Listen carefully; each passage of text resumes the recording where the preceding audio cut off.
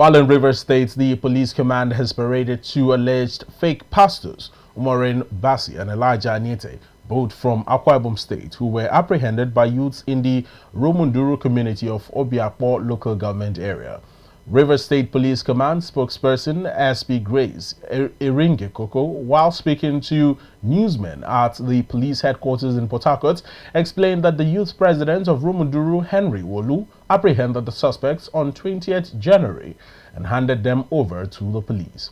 SP Koko also dismissed rumors circulating on social media that a snake and coffins were among the items found at the church. A case that is circulating on social media about a fake pastor that was reported by the youth of Rumunduru in Origwe, led by the community youth leader Henry Worlu on the 20th of January 2025 at about 9 a.m.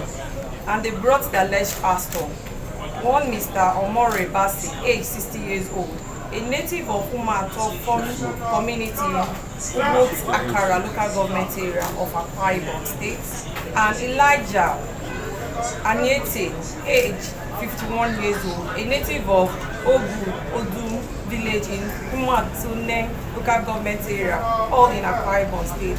The suspects were handed over to the police for district investigation. One of the suspects, Umoren Bassey, from the Church of God Apostolic Deliverance Church in Aniete, Rumunduru, claimed that he uses spiritual materials for prayers in accordance with God's directive, and further alleged that his arrest was a setup related to a land dispute in the community.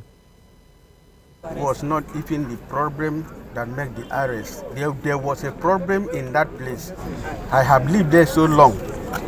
Number one, we have a case of land which they decided the case. That is the case has been given a deliver judgment. Then for that for that judgment, they have given my lawyer time to go and collect paper for judgment, and the time does not reach.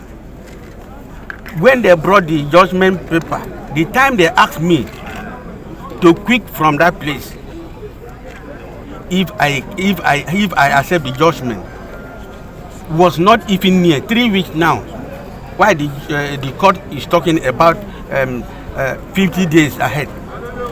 So they use this to set me up. So many people in that village are now healing people. I have been there for more than 17 to 16 years. Why they shouldn't come and come to bring this out? There are so many of them, and those things they have done, they go and pack it by themselves. They arrange it by themselves. Some of the picture of the people that they put in the internet. One of the picture is my real son. One is my church member, which they are alive. They are not dead. So they just use this chance to set me up and break the church and push me out. All of them there have pure native doctor. The other suspect, Elijah Aniete, from Powerhouse of Glory International Gospel Church, revealed that he was attending a meeting with Bassey at his church when members of OSPAC and the community arrived and arrested him. What they see when they come, they saw this, I think one of the caskets, the small box, and they saw the pot, native pot, which I use in cooking medicine to drink.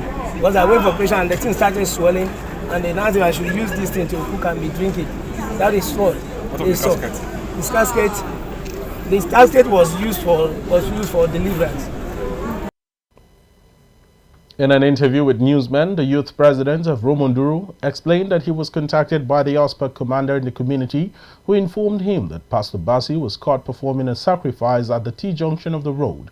Worlu said they needed to raid Bassey's church to investigate the type of activities taking place there. I was called by the OSPAC commander of my community, because we normally have vigilante, and they saw a man doing sacrifice at the road, and that man happens to be a man they knew very well, that people call pastor.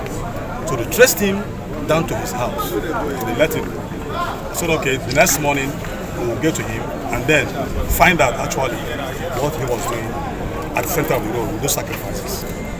When we got there, we asked him, he denied. He said he's a pastor, he has nothing to do with anything fetish. I don't turn back. We were like, are you sure? He said yes. We met him with the second there, the Elijah. He said there's nothing. I asked Elijah, what are you doing here? He said he just came to visit his friend. Talk about Maritime. I said, Maritime, it's okay. So we allowed him. The man in question we came for, sir, he said you are a church man. The pastor said yes. It's okay. Let's just turn around and see your compound. Because with what the commander said, it's true. Everybody knows you in this community. As a pastor, as a prophet, as you claimed, he refused us entry. The community, the boys, the youths were out there peacefully. They said we want to see. He refused us entry until they opened one of his chamber. He saw all manner of shrine, all manner of things, items, fetish things.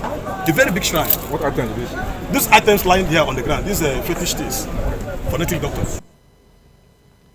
OSPAC commander in the area who caught the pastor in the act explained the events that led to the raid on the churches. On Sunday last week, at about 10 minutes past 2, I was patrolling to check on my boys if they are in their duty post, because we have about 7-bit control in my community where I post my boys to work at night. So on the process of patrolling, I saw him at the T-junction where he was making a sacrifice. He didn't saw me. So when I flashed my torchlight, when the torchlight reflected, he moved. So when he moved to his house, I followed him up. On getting to that place, he called me from behind. That please, we should settle this thing. And when he said we should settle this thing, I said, I don't understand that language. He said, let me give you money. I said, no. Money was existing before I came, and money will keep existing before I leave. I don't need money. I know the way I do my job. I will not take something after taking tomorrow when somebody do for me. Spiritually, you easily get me. So I don't need that money. That was what I did. I left. So in the morning, I have to call on my boys. That night, so once you close by 6, we are not going. We have a place we are going for an operation. So I refuse to tell them where we are going. Because telling them might give a call. Please, I'm coming with my commander. So please. So I didn't tell them. So when they break in the morning, I called the youth president. Say, come, look at what I told you today. So when we went to that place, I now tell him. He still also signaled me. I said, no, I cannot. So on that project, we now asked him, what are those things you are holding yesterday night? He started pleading that we should settle. I said no. So on that process, we enter one of his office, see that red cartridge. That cartridge you are seeing there is one of the things we saw inside a drawer. When we saw that cartridge, seeing that cartridge, it's not a policeman, it's not a security man holding a licensed rifle. Immediately I saw that cartridge, it's what motivated me. Immediately say no, let's do the needful. A lot of things is going wrong in our community. I tell the president, please call the police for them to come while we are also doing. So when the police came,